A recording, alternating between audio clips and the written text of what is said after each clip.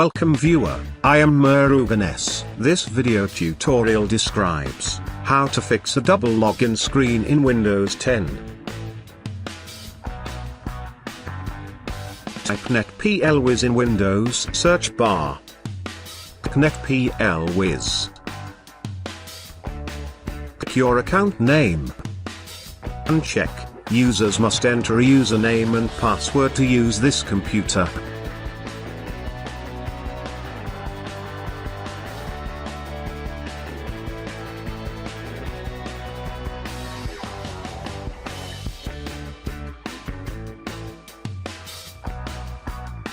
Restart the system.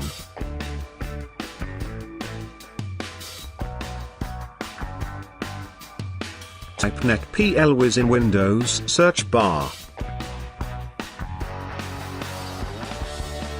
Click NetPLWiz.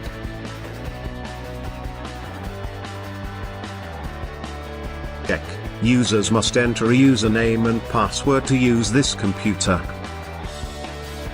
I hope this video tutorial helps to you. Please like, share and don't forget to subscribe my channel. Thank you very much. See you next video.